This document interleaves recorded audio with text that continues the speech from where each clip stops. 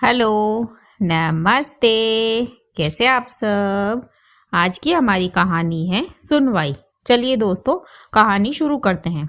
सुमन अपने कमरे की खिड़की में से सब देख रही थी। आज वो सुबह से ही अपने रूम में बंद थी। बाहर उसके पिताजी और भैया आए थे। उनको किसी ने चाय छोड़ो पानी तक नहीं पूछा था। बस सुमन की शिकायतों के पुल बांधे जा रहे थे। सुमन की शादी 2 साल पहले सुजीत से हुई है। वो अपने माता पिता की इकलौती संतान है। उसके माता पिता प्रभा जी और दिवाकर जी है। सुमन अपने सास और ससुर के साथ रहती है। आज उसके पिताजी को बुलवाया गया है सुमन की गलती बताने। ये एक ऐसा मुकदमा है जिसमें सुमन की हार तय है। बातें हुई, फिर सुमन को बुलवाया गया। जब सुमन आई तब उसके पापा बोले, बेटी ये क्या करा तुमने, अपने पिताजी की नाक कटवा दी। तुम्हारे सास ससुर तुम्हारी वजह से परेशान है।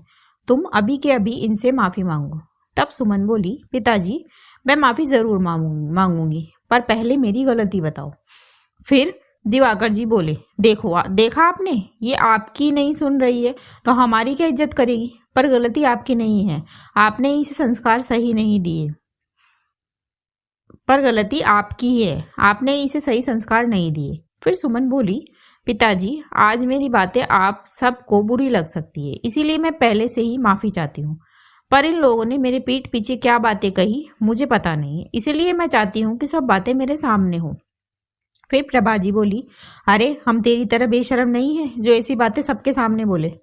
तब सुमन बोली, पर मम्मी जी मुझे चरित्रहीन बताते तो आपको शर्म नहीं आई। फिर सुमन बोली, मैं बताती हूँ पिताजी, आपकी बेटी गर्भ निरोधक गोलियां खाती है। वो मेरे पति ने देख ली, इसीलिए ये सुनवाई करवाई जा रही है। फिर सुजीत बोला, हाँ तो तुम बताओ फिर क्या करें। तब सुमन बोली, क्यों पतिदेव, आपकी जुबान तब तो नहीं खुली जब आपकी माताजी ने मुझे चरित्रहीन बताया था। दरअसल सुमन गर्भ निरोधक गोलियां खाती है, जो कल उसके पति ने देख ली, इसीलिए उसके पिताजी को बुलवाया गया। सुमन सुबह से ही अपने कमरे में बंद है। आज जब उसके पिताजी आए तभी वो बाहर आई। फिर उसका भाई बोला, दीदी सच क्या है आप बताइए। फिर सुमन बोली, चलो किसी को तो मुझ पर भरोसा है तो सुनो। मेरे ससुर जी की दुकान है। शादी के वक्त तो इन लोगों ने कहा था कि इनका बेटा वो दुकान संभालता है, पर ऐसा कुछ है नहीं। इनका बेटा यानी मेरा पति 1 नंबर का आलसी है, कामचोर है, कभी दुकान पर नहीं जाता।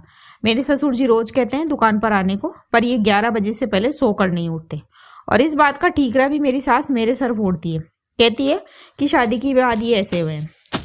जबकि आस पड़ोस वाले कहते हैं कि इन्होंने खुद ही अपने बेटे को बिगाड़ा है, इकलौता बच्चा था तो, और फिर ये शादी करवा दी ताकि इनका नालायक बेटा सुधर जाए।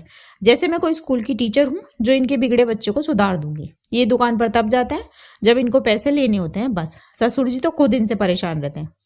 फिर मेरी सास को लगता है कि मैं बच्चा कर लूंगी तो ये सुधर जाएंगे, पर मैं नहीं चाहती कि हमारे बच्चा हो, क्योंकि मैं तो खुद अपनी जरूरतों के लिए अपने सास ससुर के आगे हाथ फैलाती हूँ। महिलाओं की कुछ मासिक जरूरतें होती है, वो भी मुझे मेरे सास ससुर से मांगनी पड़ती है। बच्चा हो गया तो उसकी जिम्मेदारी कौन लेगा। पर पूरी गलती इनकी नहीं है पिताजी। आपको भी तो मैंने कहा था ना कि मुझे मेरी पढ़ाई पूरी कर लेने दो, पर आप नहीं माने और बिना ठीक से छानबीन करे मेरी शादी करवा दी। दुकान है, पर जब बंदा कमाने जाना ही नहीं चाहता तो क्या किया जाए। बस इसी बात को सोचकर मैं वो गोलियां लेने लगी तो इनको लगा कि मेरा किसी और के साथ चक्कर चल रहा है।